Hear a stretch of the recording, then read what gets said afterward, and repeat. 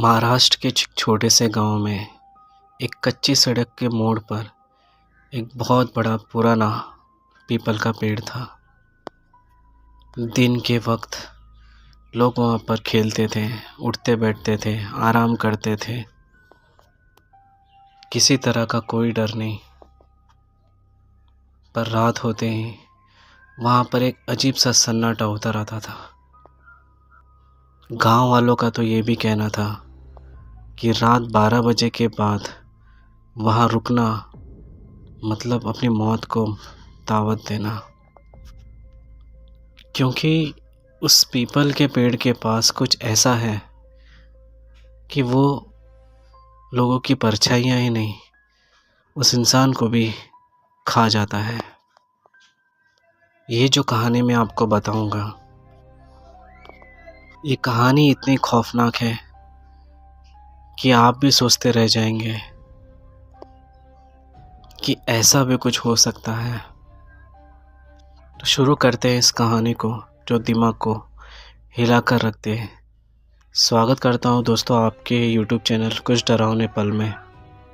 अगर आप इस चैनल पर नए हैं तो इस चैनल को सब्सक्राइब कर दीजिए। तो शुरू करते हैं इस कहानी को।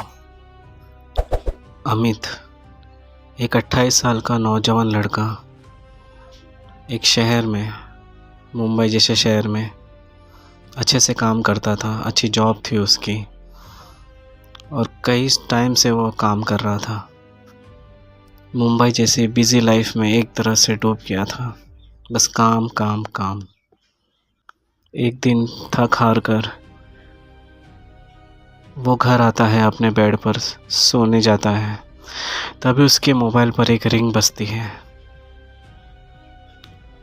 जब उस फ़ोन को उठाता है तो उसमें से उसके गांव में से एक जन फ़ोन करता है, उसके परिवार में से, कि आपके दादा की तबीयत बहुत नाजुक है, अगर आप उन्हें देखना चाहते हो तो एक बार मिल कर जाओ, वो तुम्हारा ही नाम ले रहे हैं बार बार। ये खबर सुनकर उसे बहुत दुख होता है, क्योंकि वो अपने दादा से बहुत ही अटैच में था, बचपन से उनके साथ रहा था। पर इस मुंबई जैसे लाइफ ने, इस काम के चक्कर में वो अपने दादा से काफ़ी दूर हो चुका था। कई साल हो गए थे उनसे ना मिले हुए। वो तुरंत ही अगले दिन ट्रेन पकड़कर निकल पड़ता है अपने गांव की तरफ। घर पर आते ही अपने दादाजी से मिलता है। उसके दादाजी उसे देखकर बहुत ही खुश हो जाते हैं, पर वो थोड़ा दुखी हो जाता है कि उनकी तबीयत काफ़ी नाजुक है। फिर भी एक दिन मन में तसल्ली रहती है कि हाँ, एक बार मैंने अपने दादाजी को देख तो लिया। काफ़ी उदास रहता है। इसी तरह रात में बैठे बैठे रहने से वो बाइक लेकर थोड़ी देर के लिए थोड़ा गांव के चक्कर लगाने के लिए रात को घूमने निकलता है। तभी रात के 12:30 बज चुके थे, पर उसके लिए तो वो नॉर्मल ही था, क्योंकि मुंबई जैसे शहर में 12:30 का टाइमिंग कोई रात नहीं होती। पर गांव का समय 12:30 काफ़ी रात होती है, पर उसे इस बात का कोई भी फ़र्क नहीं पड़ता था। वो निकल पड़ा ऐसे राउंड मारने के लिए, अपने बचपन की यादों को ताज़ा करने के लिए। जब वो वहाँ से गुज़र रहा था तब उसे पास ही में एक बहुत पुराना पीपल का पेड़ था। वो थोड़ी देर के लिए वहाँ पे रुक गया। काफ़ी अंधेरा था, वो ठीक से दिखाई भी नहीं दे रहा था। उसने अपने बाइक की हेडलाइट को जलाया। जब उसने अपनी बाइक की हेडलाइट को जलाया तब उसे कुछ ऐसा दिखा, ऐसा लगा जैसे कि उस पीपल के पेड़ के पास कोई तो खड़ा है, किसी की परछाई दिख रही है। उसने थोड़ा सा पास जाकर देखा तो वहाँ पे कोई भी नहीं था। उसे लगा शायद ये मेरे दिमाग का वहम है, मैं काफ़ी दुख में हूँ शायद, इसलिए मुझे ऐसी ऐसी चीज़ें दिखाई दे रही हैं। रात का समय है, ऐसा भ्रम तो हो ही जाता है। अपनी बाइक स्टार्ट करके वो थोड़ी और आगे की तरफ गया कि वाकई में ऐसा कुछ है यहाँ पे, कोई इंसान है जो यहाँ पे खड़ा है, इतनी रात को क्या कर रहा है, देखना चाहिए एक बार। वो पीपल के एकदम पास पहुँचा और जैसे वहाँ पे वो निकला, थोड़ा आगे बढ़ा, वैसे उसकी बाइक बंद हो गई। उसकी बाइक ने काम करना बंद कर दिया और जो वहाँ हवा चल रही थी वो भी थम गई। पूरा अंधेरा छाया हुआ था, बस चांद की हल्की सी रोशनी उस जगह पर पड़ रही थी। वो बाइक से उतरा और बाइक को स्टार्ट करने की कोशिश करने लगा। बाइक को स्टार्ट करते करते करते करते कोशिश की, पर स्टार्ट ही नहीं हो रहा था। स्टार्ट करते वक्त उसको पीछे से ऐसा महसूस हुआ कि उसके पीछे कोई खड़ा उसे देख रहा है। उसने पीछे मुड़कर जब देखा तो कोई भी नहीं था वहाँ पे। फिर उसने अपना ध्यान भटकाकर फिर अपनी बाइक को स्टार्ट करना शुरू कर दिया। पर अब उसके कानों की तरफ एक ठंडी सी हवा महसूस हुई, जैसे कि उसके कानों में किसने कुछ बोल दिया हो। उसका शरीर ठंडा पड़ गया और उसने झट से पीछे देखा। जब देखा तो वहाँ पे कोई नहीं सिवाय उसके परछाई के। जब उसने अपनी परछाई की तरफ देखा तो ठीक उसकी परछाई के आगे किसी और की परछाई जो काफ़ी लंबी होती जा रही थी, काफ़ी बड़ी होती जा रही थी। उसने आजू बाजू देखा तो कोई भी नहीं, पर वो परछाई अभी भी वहीं पर थी। उसका शरीर ठंडा पड़ गया। वो सोचने लगा कि ऐसे कैसे हो सकता है, जो मेरी परछाई है उसके आगे एक परछाई बिना किसी के मौजूदगी के दूसरी परछाई कहाँ से आ सकती है। उसने कुछ हरकत करने की कोशिश की, पर वो उसकी परछाई जो थी और जो अलग परछाई थी वो उससे पहले रिएक्ट कर रही थी। जैसे उसने सोचा अमित ने कि मैं एक कदम आगे चलता हूँ, पर जैसे ही उसने एक कदम आगे बढ़ाने की कोशिश की अपने बूट से, उसके पहले ही उस परछाई ने उस कदम को आगे बढ़ाया। उसकी कुछ चीज़ करने से पहले वो चीज़ वो कर रही थी हरकतें। उसे अब डर लगने लगा कि ये किस तरह की चीज़ है। अमित ने जब ये सब देखा तो एकदम से डर गया।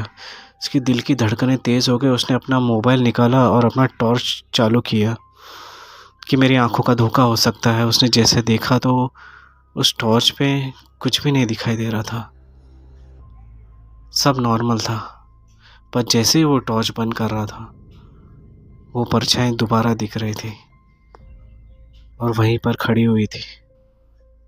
ऐसा लग रहा था जैसे कि वो परछाई अमित को घोड़े जा रही है।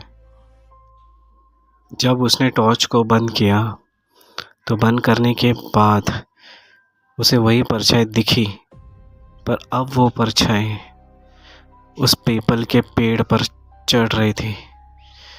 ये देखकर तो वो एकदम हक्का बक्का रह गया और पीपल के पेड़ के ऊपर पत्तों पर कुछ हिलने लगा। वहाँ पे वो परछाई वहीं जाकर गायब हो गई। फिर वो अचानक से वापस नीचे की तरफ आई और जहाँ पर वो पहले खड़ी थी वहाँ पर आके वापस खड़ी हो गई। अमित को समझ नहीं आ रहा है कि ये हो क्या रहा है, पर अब धीरे धीरे वो परछाई हवा में उड़ने लगी, ऊपर की तरफ चढ़ने लगी। और जैसे जैसे वो परछाई ऊपर की तरफ चढ़ रही थी, वैसे वैसे अमित के पैर भारी होते जा रहे थे। उसे ऐसा महसूस हो रहा था जैसे कि वो हवा में उड़ रहा है। उसे अभी ऐसा महसूस हो रहा था जैसे कि उसको किसी ने जकड़ लिया है, वो हिल भी नहीं पा रहा है। फिर अचानक से पेड़ के तनों में से एक काला साया बाहर आया। उसका चेहरा दिख नहीं रहा था, पर उसकी आंखें बहुत ही गहरी दिख रही थी और उसने धीमी सी आवाज में कहा, एक परछाई काफी है। जैसे ही अमित ने उस चीज को देखा, वो वहां से तुरंत ही उसने भागने की कोशिश की। अपना बाइक वगैरह छोड़कर वहां से भाग गया। जब वो भागते भागते पीछे देख रहा था, तो अचानक देखा कि वो परछाई उसी जगह पर खड़ी थी और बाइक खुद ब खुद स्टार्ट हो गई और खूब तेजी से वो अमित के पीछे दौड़ने लगी। वो परछाई इतनी तेज थी,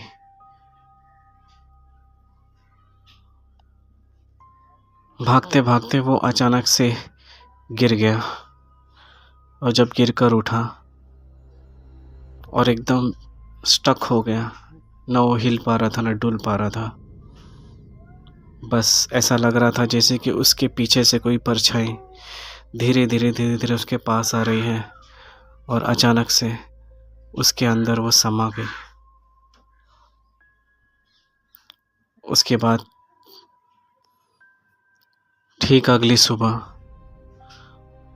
वहाँ पे सिर्फ अमित की बाइक नहीं मिली, पर अमित नहीं, और उसका मोबाइल। पर उसके मोबाइल में वो चीज़ें सब रिकॉर्ड हो गई। जब उस मोबाइल को देखा गया, मोबाइल ऑफ था पर उसका रिकॉर्डिंग चालू था। और जब उसे सेव किए करके उसे जब देखा गया तो सबके रोंगटे खड़े हो गए कि अमित वहाँ पे खड़ा है और उसके पीछे से कोई परछाई उसके करीब आ रही है, एकदम करीब आ रही है और उसके अंदर वो समा गई। और फिर अचानक से सन्नाटा, अंधेरा, वो बाइक भी बंद, जो रोशनी वहाँ से आ रही थी उसी से ये सब पता चल पाया। उसके बाद सिर्फ अंधेरा ही और कुछ नहीं। अगर आप भी पीपल के पेड़ के पास रात के समय मत जाया करो। अगर आप गलती से चले भी गए तो अपनी परछाई की तरफ ज़रूर ध्यान देना, क्योंकि अपनी परछाई ये सब कुछ बताती है। अगर एक है तो ठीक है, अगर एक से एक और बढ़ रही है तो आप एक कदम भी मत रुकिए, वहाँ से तुरंत भाग जाइए। ये सच है, पर इसे करने की कोशिश मत कीजिएगा। बस ये आपके नॉलेज के लिए बता रहा हूँ के वक्त अगर आप किसी भी जानवर को भी अगर आप देखते हैं,